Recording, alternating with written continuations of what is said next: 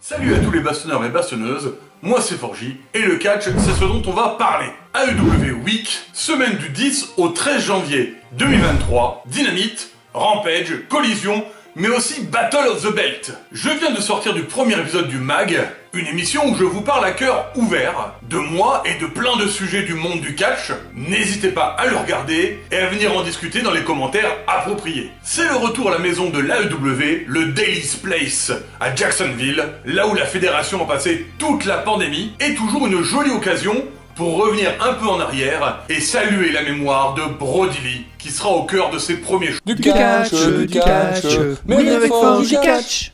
Hangman Adam Page contre Claudio Castagnoli. Le match de la violence gratuite. Non mais je dis pas ça comme ça, hein. C'est exactement la construction du match.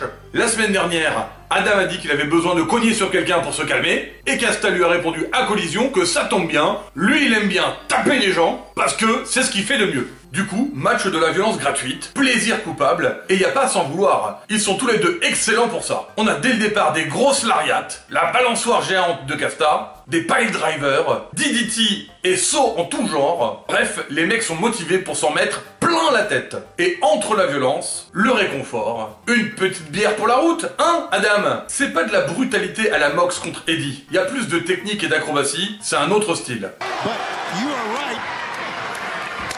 Oh my God. These two men paintbrushing one another, and now has a lariat, and now both men hard over the top. But you feel it. Oh, Hangman. Oh man, look at the strength of Claudio Castagnoli. He's amazing. I guess it was. No! Hangman! Moonsault! Watch this moonsault. I think it's amazing he landed. Hangman landed on his feet as well. Well, that was... Et les mecs sont pas prêts à abandonner facilement. Même le Deadeye, sorte de pile driver inversé, n'arrive pas à finir Claudio. Il faudra un double buckshot lariat à Hangman pour triompher. Un bon premier match pour cette semaine qui met tout de suite dans l'ambiance. Edge, Orange, Vance et Rhodes contre Mogul Embassy et Lance Archer. Preston Vance, ancien numéro 10, rend hommage au regretté Brody Lee ou Luke Harper pour les autres. C'est un gros match bien intense avec des big guys, des géants armoires à glace. Et comme toujours un peu à côté de la plaque, Orange essaie à plusieurs reprises de faire des prises de gorge à ces mecs dont le coup doit être plus gros que sa main ouverte. Courage Orange, tu finiras par y arriver. Un jour. Brody, the discus lariat, that was Brody Lee's finishing. That's right. Technique is now. Oh, Vance! Help his partner out and save them. Oh, watch out. Here comes Duff. That'll take the air out of you. Watch Cassidy go back again for that choke slam. But instead, punch! To do it again. No, he's persistent. Oh, he got it. And the fans respond. Mais c'est qu'il le fait en plus! Et avec style qui plus est. Orange, je t'adore.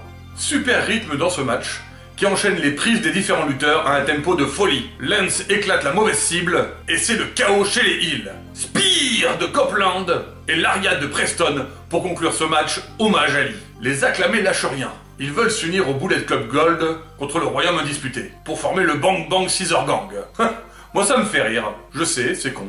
Roderick Strong contre Brian Keith. L'occasion de voir à l'œuvre le royaume du démon. Bon, c'est un match sympa à voir, beaucoup de cœur de la part de Brian, mais il est surclassé par l'athlétisme de Strong qui l'emporte. La tâche de maintenir la hype sur le groupe revient à Adam Cole. Il fait un bon travail à ce niveau-là, mais le fait qu'il soit toujours blessé n'aide pas. Le potentiel est fort, mais il va falloir très vite des matchs significatifs, et pas juste ce qu'on nous montre pour le moment. Je suis toujours curieux et intrigué, mais je sais que ça ne durera pas s'ils en font pas vite quelque chose, c'est évident. Orange Cassidy contre Preston Vance. Roderick Strong et ses potes viennent regarder la bataille. Et bataille il y a, avec un Preston très motivé à montrer ses capacités athlétiques. Et puis, classique Orange, mou au début, et puissant d'un coup. Victoire sur un beach break, rien de très surprenant là-dedans. Je pense que Strong va réussir son pari et prendre la ceinture internationale. Si le Royaume Indisputé doit réussir quelque chose, à mon avis ça sera ça, à défaut du titre AEW.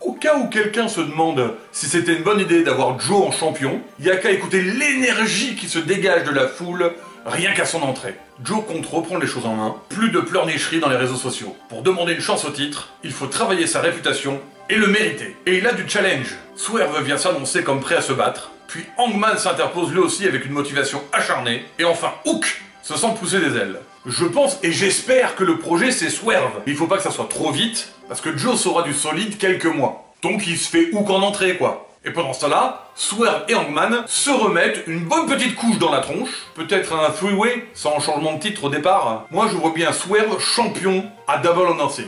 Alors, vous pensez quoi des plans pour Joe, Swerve et Hangman? Dites-moi ça dans les commentaires, et abonnez-vous! Swerve contre Matt Sydal. On est super gâtés à Rampage cette semaine. Swerve un GOAT du moment, et Matt que j'adore. Yahoo!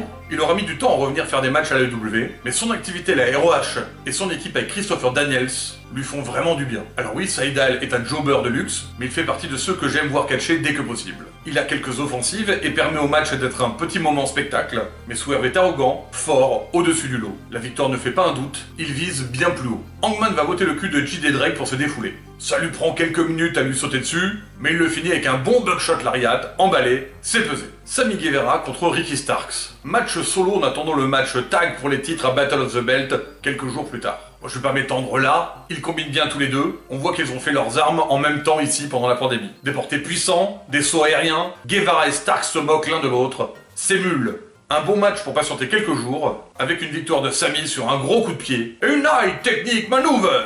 Le respect aura pas duré, et on finit sur un avant-goût du street fight qui a lieu pas très longtemps plus tard. Et du coup, je m'avance un petit peu jusqu'à ce street fight qui commence avant même la fin de Collision. Un combat entre Jericho Guevara et Big Bill Starks, qui commence très fort dans le parking.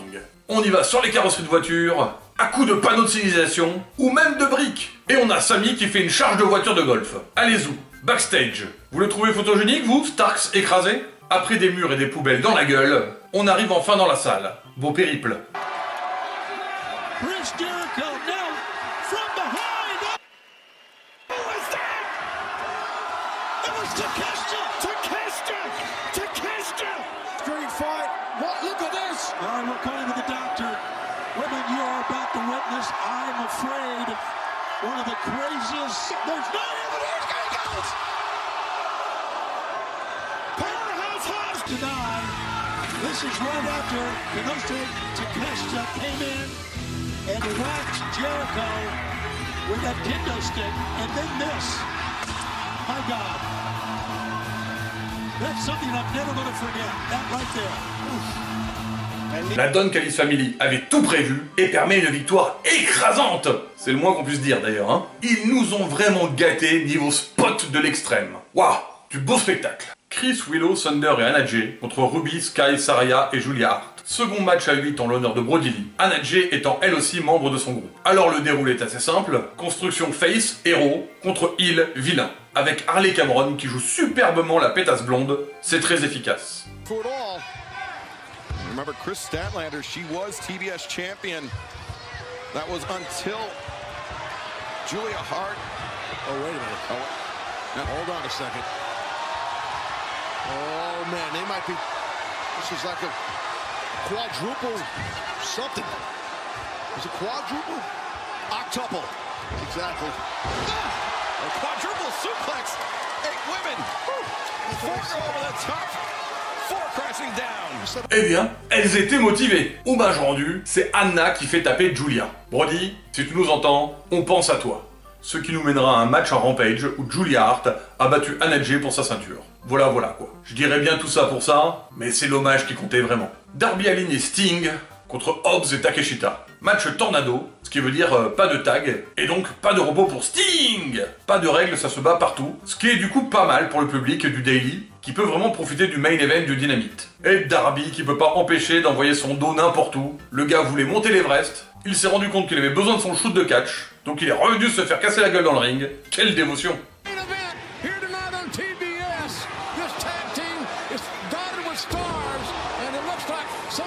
This is an amazing tag team matchup.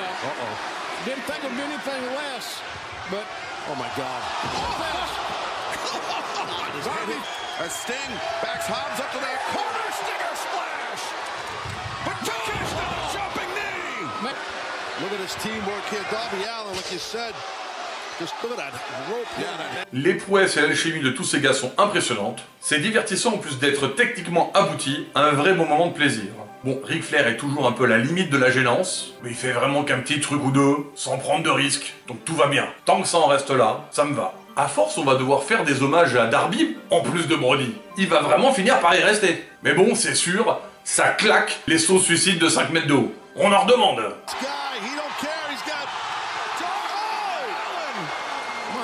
It's an AEW exclusive. It's a coffin drop off the top of the bleachers there. It's insane by Darby Allin. And Taz. Did you hear that crash? The anatomy. Sting, he knew he needed to break out something special to put down an athlete like Powerhouse. Quand je vous disais qu'ils se ménagent pas tous les deux, un beau final de casse-cou qui continue de monter la hype pour Révolution. Et il semblerait qu'on ait des candidats pour ce dernier match. Les papas moustachus Young Bucks sont de retour pour faire un coucou. Et moi, ça, je prends carrément. Dites-moi ce que vous en pensez dans les commentaires. Wheeler Yuta contre Eddie Kingston. Match pour le triple titre continental. Il a battu tous les membres du BCC pour le titre. Yuta est le dernier de la liste. Autant dire qu'il ne part pas avantagé. Mais même si le résultat peut nous paraître évident, Yuta combat dans ce match à la BCC style, jusqu'au bout, avec les tripes, sans rien lâcher. Et ça, c'est du bon pain. Son expertise en soumission grâce à tous ces matchs ROH purs lui permettent de faire passer un très sale quart d'heure à Eddie. À ce rythme, il va finir par lui déboîter les bras. Il est motivé comme pas permis, le petit. C'est un excellent match qui prouve une fois de plus qu'il ne faut pas bouder Rampage. On peut avoir de très belles surprises. Back fist. As Yuta rises to his feet. Yes! There it is! But Yuta doesn't go down. Oh, Yuta through the lariat. Kingston intercepted a half-and-half suplex. And now Eddie Kingston. Eddie fired up. Looking to put Yuta away. The Northern Lights bomb. 1, 3. Oh, tough match. Great start. Finalement, Kingston montre sa rage et finit par revenir à bout de Wheeler. Mais un très beau match qui montre qu'Eddie a encore de très belles choses à montrer et qu'il y aura encore de belles défenses de ses titres. Forgy, content. Hikaru Shida contre Queen Aminata. Je suis pas spécialement dedans parce que c'est un match comme ça, mais en vrai, il y a de jolies choses et il y a moyen qu'Aminata puisse se faire une place particulière dans l'avenir. Sympa, en tout cas. Le Dark Order contre l'ex-JAS. On est toujours dans la semaine hommage à Brody Lee. Il fallait bien qu'ils aient un match eux aussi. C'est sympa mais très oubliable. Par contre, l'hommage est réussi. Le fils de Brody distrait Jack Hager en portant son bob violet, ce qui permet au Dark Order de faire des combos pour la victoire, et celle-là, elle fait du bien. À Collision, Adam Copeland fait son Open Challenge fessé à un nouveau. Cette semaine, c'est Lee Moriarty. Une bonne petite opportunité pour le tigre de la Shane Taylor promotion. Edge se fait plaisir en combattant la jeune génération, et c'est déjà pas si mal. La Mogul Embassy contre les Vertueux et Lance Archer. L'action du match est très bonne, je suis juste pas super investi dedans. Mais ça se bourrine bien la tronche, les mecs savent tirer le meilleur parti de leurs opportunités, ils sont impressionnants pour leur gabarit. C'est toujours très fun de voir Brian Cage et Lance Archer se mettre des gros rentrons dans la face. Et Dutch me fascine par sa mobilité et son impact. Victoire des Moguls qui challenge le Bullet Club Gold mercredi pour le titre. Alors, 2 mots pour vous, Guns Up! Dustin Rhodes contre Willie Mack, un match de vétérans, très bon dans leur domaine respectif. Joli crossroads final de la part de Rhodes, il veut affronter le patriarche pour la ceinture TNT. Diona Purrazzo contre Red Velvet. Autrement dit, la Virtuosa contre l'autre là. Oui, celle qui aime faire du air-touillage de café. J'ai hâte de voir Diona dans un match dont je me fous pas royalement. Du coup, Virtuosa wins lol. Hook éclate Roberto Panu Panu. Bon bah c'est le meilleur exemple de show dentelle, hein. Il est prêt pour Joe mercredi. La House of Black contre FTR et Daniel Garcia. Bon, j'ai gardé le meilleur pour la fin, hein, clairement. C'est la suite directe des embrouilles post-match de la semaine dernière, voire même la continuité du Continental classique entre Daniel « Tu as niqué mon mojo !» Garcia et Brody King. Les Faces font d'ailleurs preuve d'une certaine arrogance, s'installant à un puis tous les trois dans le ring à la manière de Malakai, jambes croisées au centre du carré. Il y a du gros défi dans l'air. Cash est préparé à l'affrontement, il sait que pour rivaliser avec le gros chien, il doit prendre de la vitesse pour avoir un meilleur impact. Le jeu d'équipe de FTR est vraiment à un autre niveau, et le match est du coup très relevé. Bien sûr, le traditionnel jeu sur les tags, comment isoler un lutteur de son équipe, et les deux teams sont très bons à ce jeu-là. Daniel se fait même une phase solo plutôt efficace contre toute la House of Black. Nice!